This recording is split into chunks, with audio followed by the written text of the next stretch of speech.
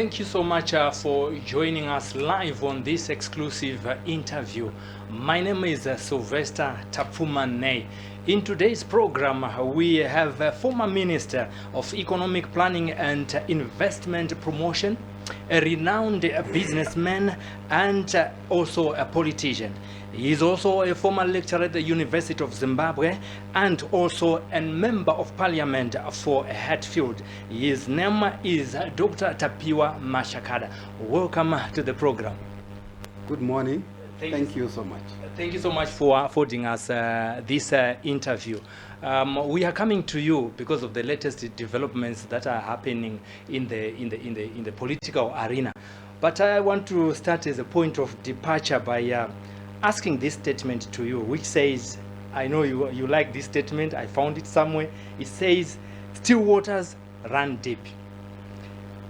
Ignorance is a disease that knowledge cures. What do you mean or understand by that statement? Well, it just means that whatever we do, our actions, omissions or commissions must be grounded on deep thinking, intellectual thinking, and spiritual guidance.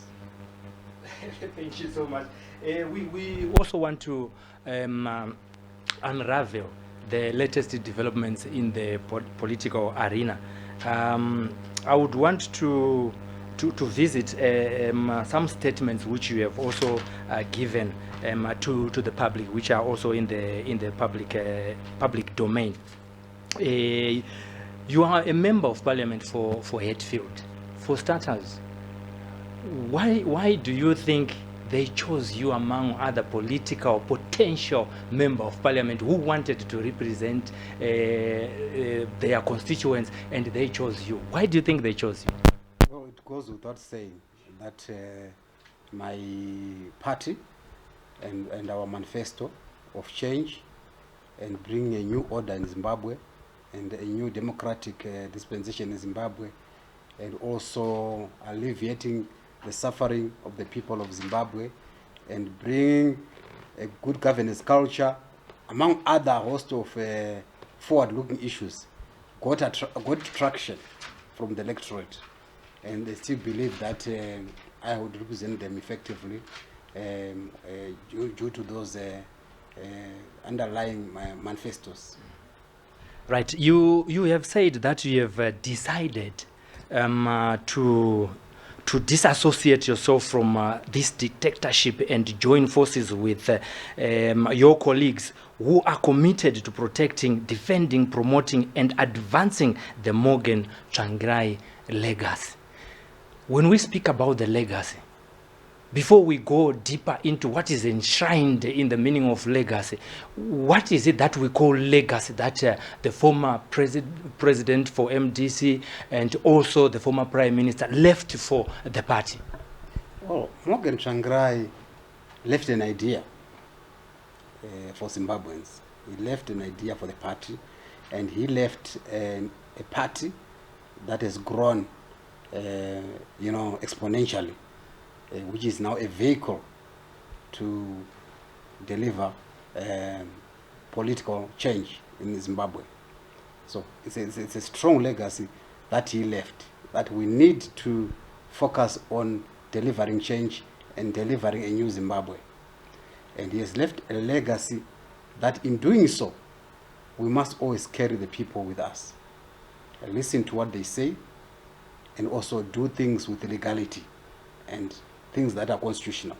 This is why Morgan Tsvangirai resisted the idea of waging an armed struggle or going for banditry. He always realized that doing things constitutionally and above the law would be the best way forward for our democratic movement. And I think it's a legacy that he has left for us as a democratic movement. Yes, we are talking of him leaving an idea where we have an ideology that we must follow the constitution of the party. But we are also in a sphere where some of the decisions that he made to appoint VP president could be attributed to the squabbles that we are facing at the moment. What do you have to say about that? Well, we thought he had acted constitutionally when he appointed the two vice presidents. We thought the National Council had sat down and endorsed that decision.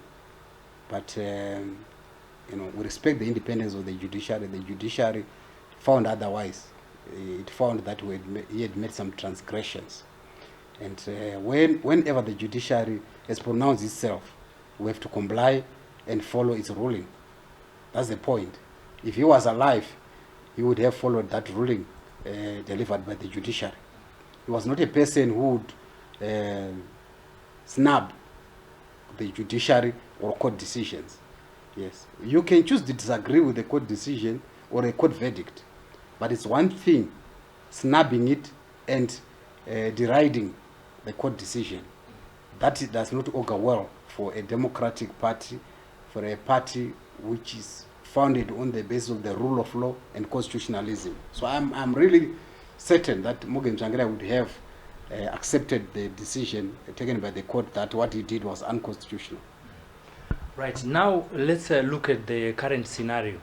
You have disassociated yourself from the so-called party, which is Movement for Democratic Alliance. Your constituency would want to know the reasons why you have decided to move with those whom you are saying they are championing the legacy left by the late Morgan Tsvangirai. Let me explain as follows. The background to this position is that there was a decision made to withdraw or disengage parliamentarians from parliament, which is now in the public domain. I criticized that decision as stupid and unstrategic, because withdrawing from parliament does not solve our crisis. Parliament is a place where we have to occupy the democratic space. Local government is another theater of the struggle. So I argued that we mustn't be withdraw from parliament and local government. Otherwise, you are rendering our assets, our human capital, as stranded assets. You are flushing what you have achieved over the years into a dustbin. I said that's a wrong decision. It's not strategic. MPs must go back to parliament and fight. Whatever happens there, if they are going to be expelled, let it be, but not for us to inflict expulsion on ourselves. It doesn't prove anything. But most importantly, I said the decision to disengage from parliament had not been sanctioned by the National Council, which is the highest decision-making body of the party. It was irregular and unconstitutional, and it didn't follow the internal procedural democratic consultations. And like I have said, National Council is the main body to decide on such a fundamental position. So I differed with my colleagues. And for that, I've not finished. And for that, I was labeled a sellout and a rebel.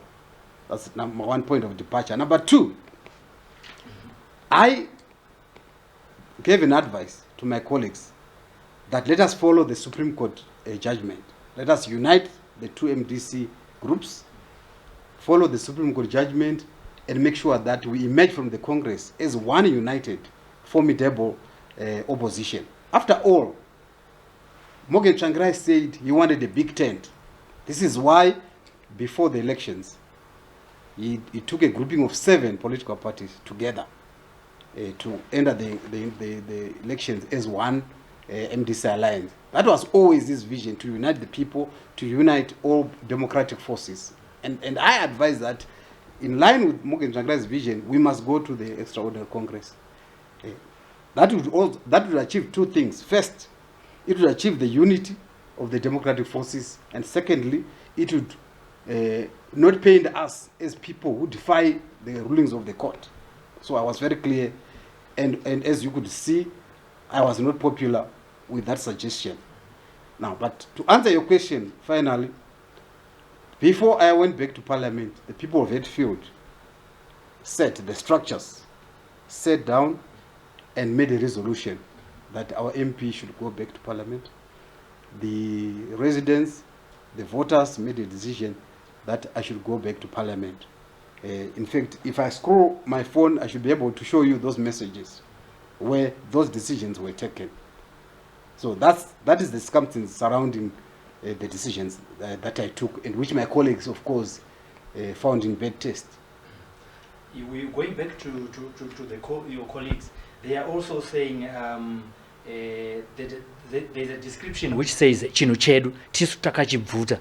Who was saying these things? What I'm saying is that if you look at the configuration of the MDC alliance now, you find that it has been taken over by former students. The ZINASU element of the MDC is now taking over the Labour caucus, and the majority of MPs, the trade union veterans, the founders of the party, and the Tsvangirai family are now on the other side. And now this student-led, as it were, former ZINASU students taking over the ship is sort of painted that kind of statement that I said. You know, it's no longer that broad movement, labor-backed movement that we started from the ZCTU. Remember, I was one of the founders of this organization, right? We'd always called it a labor-backed party, but now labor is clearly taking another view from this arrangement. While we are still on that bed where the labor movement formed a political party, and should we say the labor movement appointed Honorable or former Prime Minister Mr. Tsvangirai, or is the one who formed a political party out of a labor movement? No, we must understand the processes that led to the formation of the MDC. First, we had consultations as ZCTU of all our structures around the country in a process that we called the raw data in 1998, when we as ZCTU gathered the views and feelings of the people regarding the way forward that the country should take. As an institution, that's what we did. Then from there on, we invited other groups at the National Working People's Convention, which was in 1999. We invited students, we invited civil society, we invited academicians, we invited the constitutional movement, we invited rural women, we invited the informal sectors, vendors, and so on, to discuss the way forward for the country. And that was propelled by ZCTU as an institution. And one of the recommendations or resolutions from the National Working People's Convention was that it's now time for the formation of a broad-based movement. That's where the name Movement for Democratic Change, it was just an interpretation of that resolution, that it's now time to form a broad-based movement. Now, but before we jumped to form that broad-based movement, we as ZCTU called an extraordinary Congress of ZCTU, and it took place at ZESA Training Center in Belvedere, for the labor movement to give us a go-ahead or a nod to transform the labor movement into a political party. So Morgan Tsvangirai got the mandate from labor, from ZCTU. It was not just on his own volition that he emerged as a leader of the MDC. There was a history and institutional preparation for this transformation from labor to the party. Thank you so much for expanding on that one. We also want to come back to a situation where you have said 2/3 of the MPs in the parliament from the Tsvangirai family are all unhappy with the Chamisa leadership, citing the mistreatment and also saying that they are suffering in silence. Is it a true record? Well, Chamisa is not really the major cause of this discord. Is not entirely to blame, but you can also blame the Secretary General.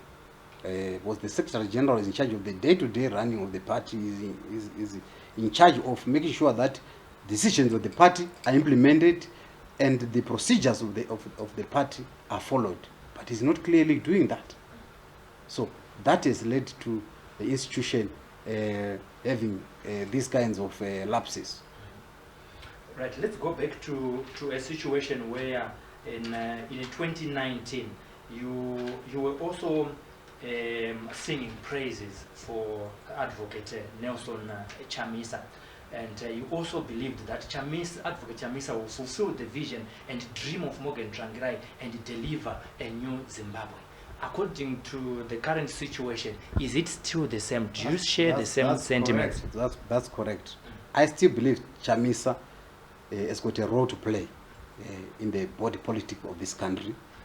He's a young, intelligent guy, and his heart is in the right place. So what we did after the death of Tsvangirai was to propel him to ascendancy as the leader of the party, because we believed he was the best foot forward. But we erred. It was a strategic error, because after catapulting him to the leadership position of the party, we should have gone for an extraordinary congress to sanitize or regularize that takeover, which we didn't. So it was a serious and fatal omission on our part. And I'm also partly to blame, because I was part of the group that were propelling Chamisa to take over the leadership of the party.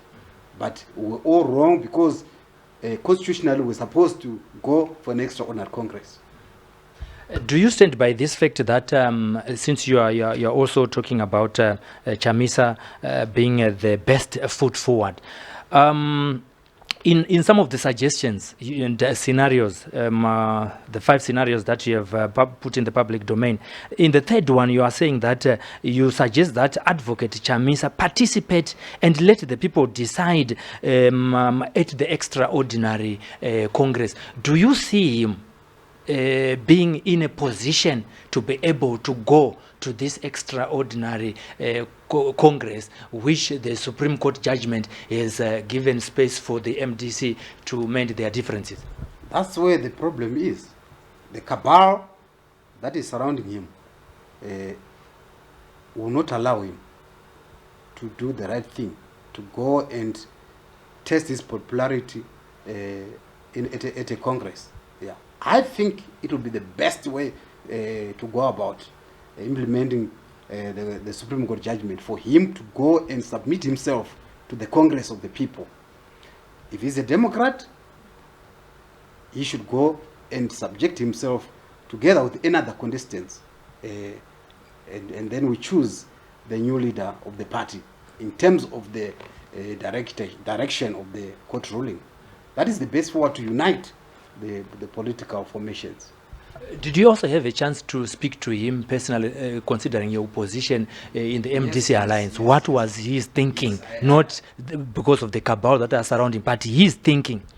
Well, I talked to him, and I didn't want him to tell me what his answer is, but I just communicated my position to him. I don't know what he thinks about it. Yes. There's also a scenario number 4 where you are saying that you are suggesting that maybe he can form MDC Alliance can form a political party with a different name and properly register MDC Alliance as a political party. Why do you think this will solve the impasse? I didn't say that is the panacea. As you rightly said, it's one of the scenarios which I was trying to unpack intellectually. It's up to the people to agree on a way forward, but I was just thinking aloud that now that the courts have said MDC Alliance is not a party, there's no constitution, what will be the new scenario to vaccinate against that problem? So I was just proffering an intellectual opinion on what could be the other scenarios to look at. It's all on the table. Yeah, it's not a prescription. Okay. Scenario number 5. You also saying you also suggested that maybe there is need to negotiate MDC Alliance. There is need to negotiate with the MDCT, enter into a unit pact in order to unite the MDC factions. Which means to say Advocate BT, Professor Washman Ngube, Dr. Tokozani Kupe, Advocate Nelson Chamisa, coming together as a family. Do you think this is possible, considering that each one of them had at some point formed his own political party where they were presidents? Well, that's where you have to look at the will to transform and not the will to power. If people are made in the thrust to great power for power's sake and not looking at the bigger picture, it will appear very difficult. But if people want to put the opposition first and the unity of the people of Zimbabwe first, yeah, people must be prepared to, some people must be prepared to lose positions for the greater good. That's my view. If it means uniting the people, let us do that. Let's also go back to the scenario where you were saying you are moving away from dictators. Are you saying, are you referring to Advocate Chamisa as the president of MDC Alliance, or it is within the cabal? I'm saying within the cabal. For example, it is dictatorship to want to say you have expelled me in courts because I spoke my mind. That's dictatorship. You must allow freedom of speech and tolerance of other people's views. So if you don't tolerate those who differ with you, to me that is dictatorship. And that is what we are fighting. You see, I differed on, as I said, on those two issues: participation of MPs in parliament and the issue of following the Supreme Court decision. You see, and if somebody says because I've stood out and said my mind on those things, then I'm not relevant or I'm a rebel, then that's dictatorship. And that is being peddled by the cabal. There's something unique about the MDC leadership. They are, most of them are lawyers, and they stand for constitutionalism, which is what they also say we want to achieve, because the ruling party is not being able to follow maybe even the rule of law. It does not exist in Zimbabwe and things like that. And then there's also something that needs to be defended, which are democratic credentials as a party, so that there is respect of the rule of law. And does this seem to be in there, considering that they are not observing the results or the court order, the Supreme Court order, which was given to MDC? That's where we need to walk the talk. We need not only to practice the rule of law and adhere to constitutionalism and comply with court decisions, but we must also be seen to be doing that. You know, we must lead by example. You see, we are not going to suddenly become able to practice these things when we are in government. Let us start now to practice those values, those decisions, so that the world can judge us as people who walk the talk. And that is my point. We must go to the Extraordinary Congress. We must follow the rulings of the court of the land and do our things constitutionally.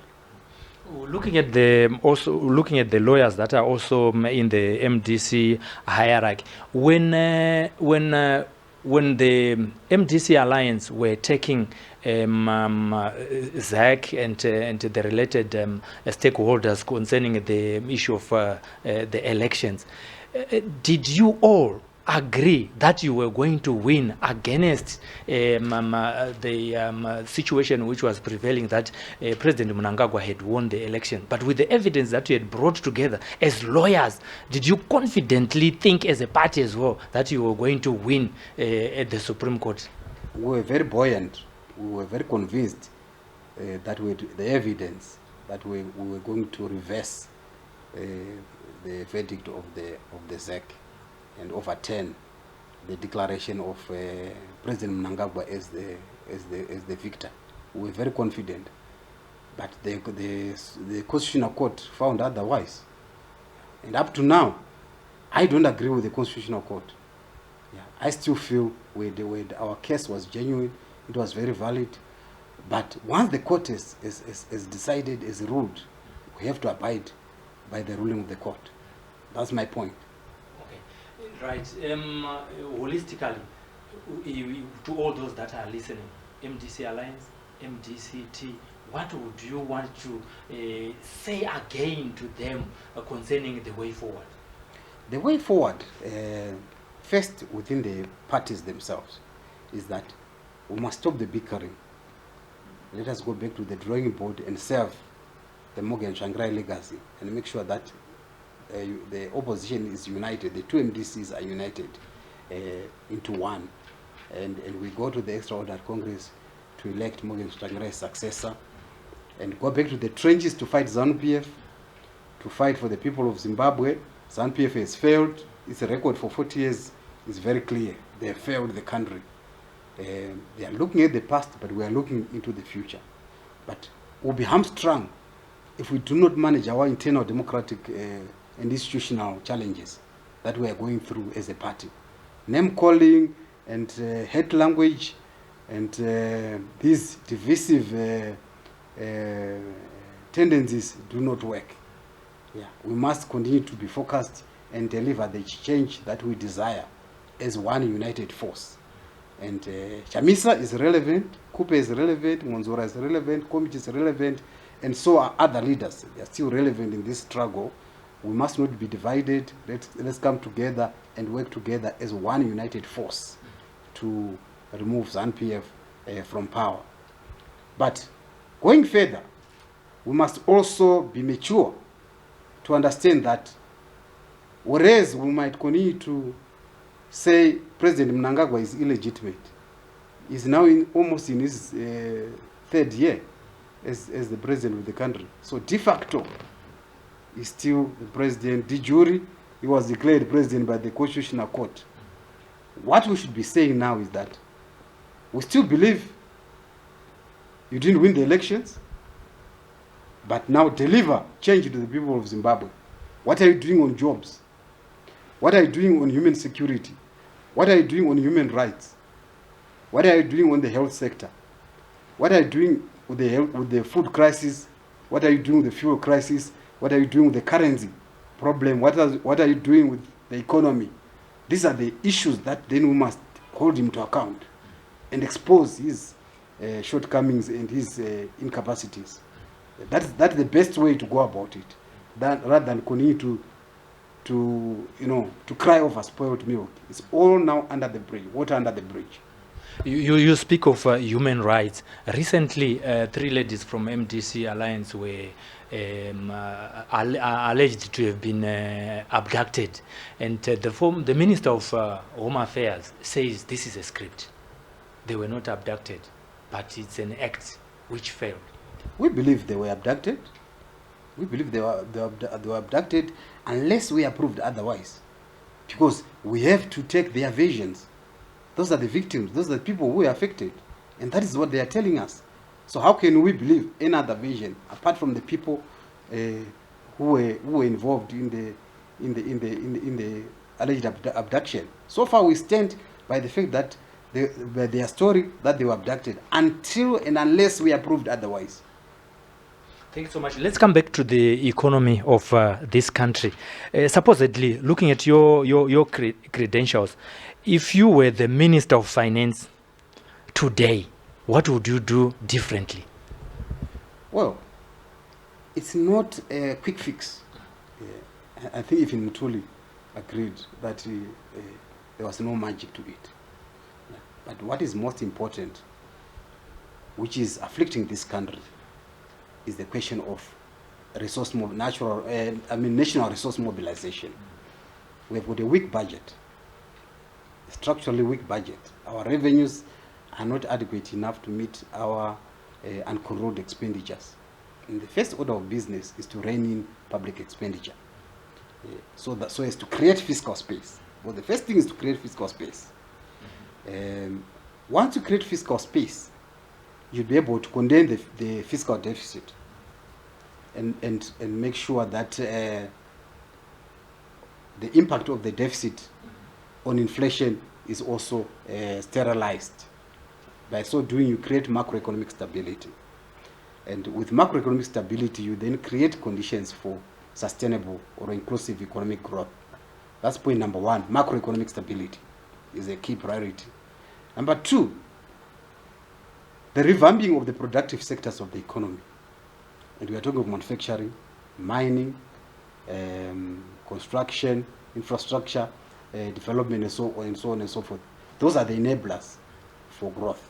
So if we don't have production or productivity happening in the country, we become a supermarket economy. And we should reverse that trend where we are a supermarket economy, we are exporting jobs, we are not producing, we are carrying a trade deficit. That should be reversed. The third thing is that corruption is a cancer in the society. I still believe that the economic impact of corruption is far larger than the impact of sanctions. We've lost billions in corruption than we would have received even without the sanctions. So the greatest elephant in the living room is the corruption that is to be tackled.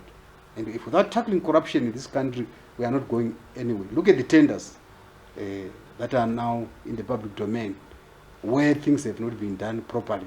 That should be corrected. The fourth thing is that we have to normalize our international relations with the multilateral institutions, the bilateral institutions, and other nations. The reason why we cannot get new money or foreign aid is that we've got payment arrears to the World Bank, to African Development Bank, the European Development Bank, and other Paris Club partners or creditors.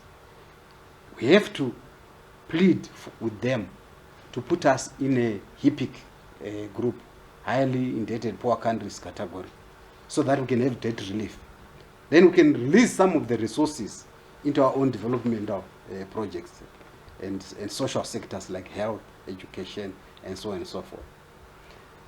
The other thing that we have to do is to look at social protection and the development of the social sectors.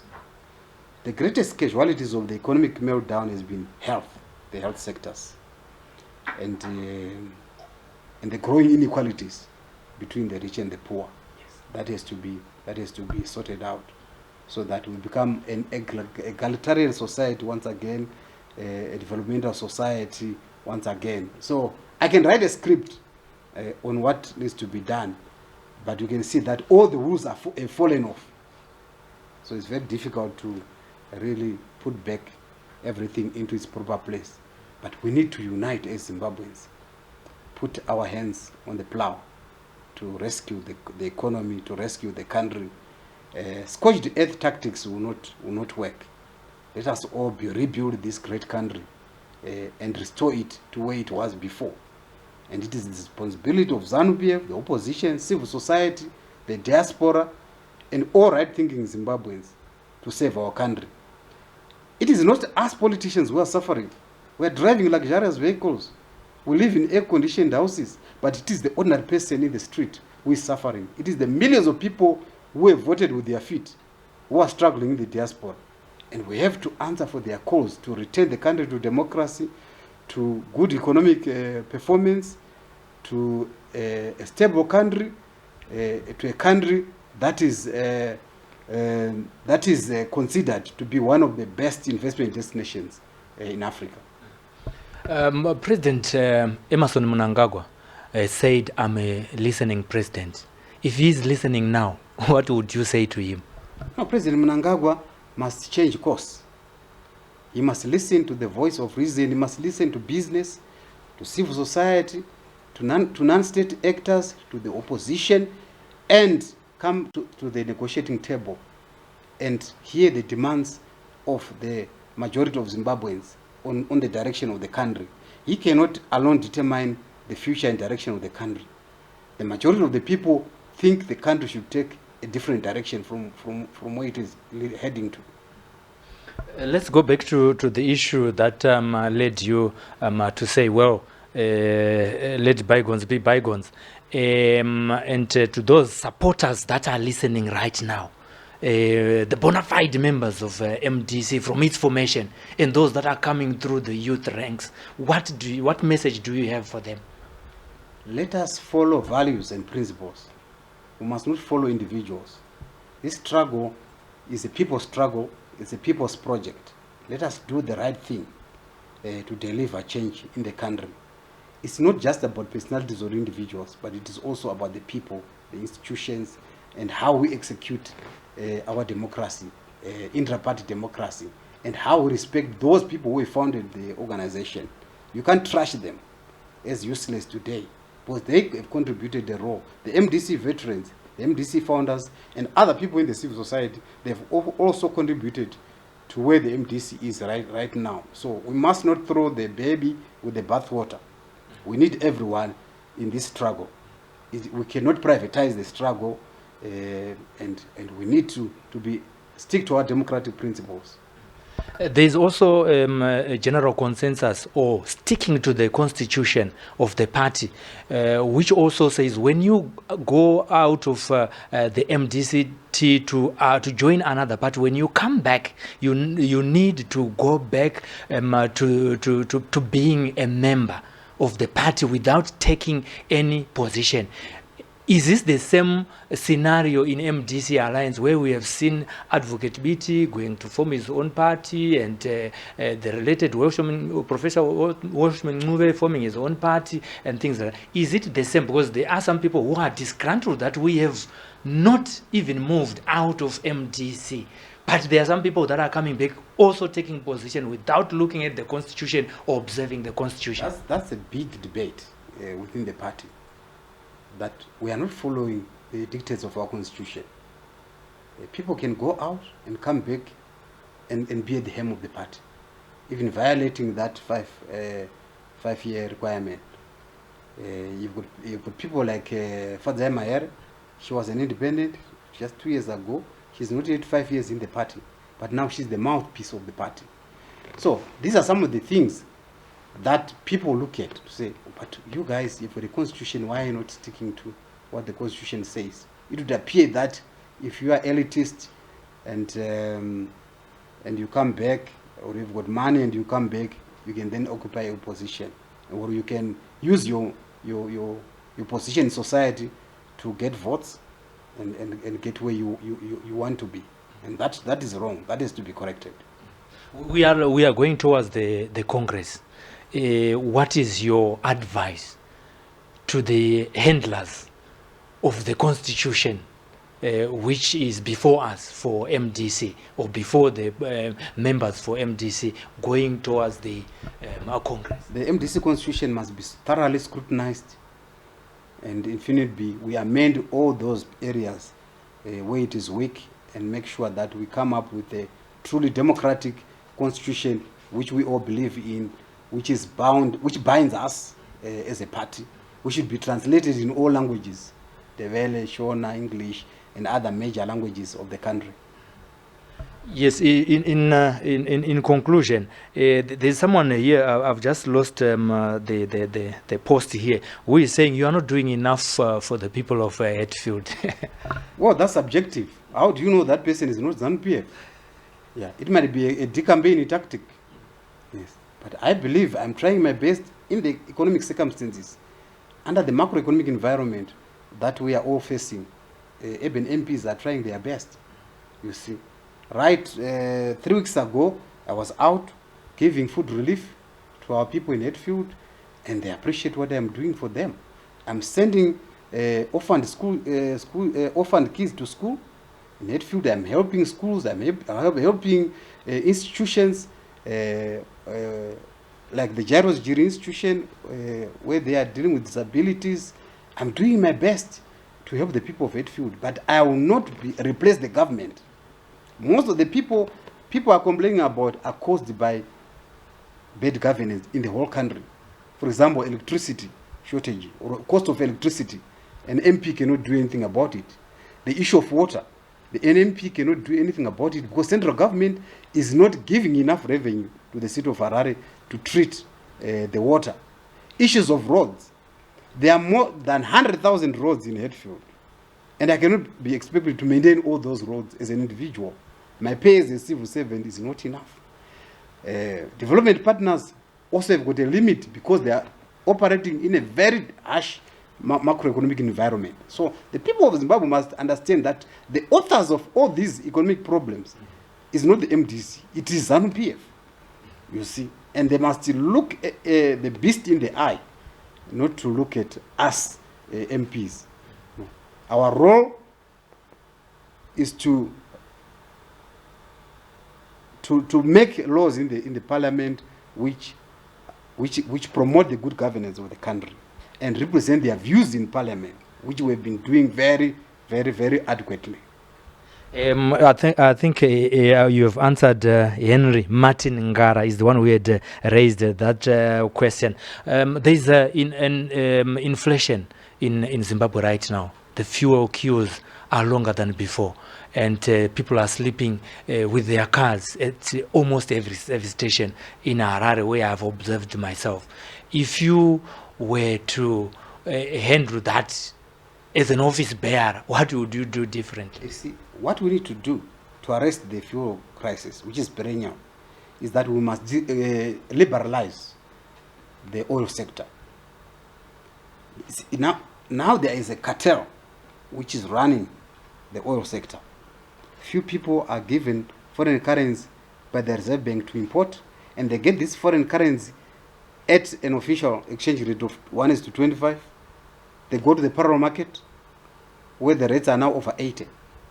So this arbitrage is causing problems, and there's corruption into it. The best thing is to liberalize and say everyone who has got free funds should bring in fuel, and eliminate this fixed exchange rate, because it is benefiting a few people at the expense of the country. If you eliminate this fixed exchange rate, allow the exchange rate to float and be determined by market fundamentals, I'm sure you are going to deal with this distortion, and we should be getting fuel supplies returning to normalcy.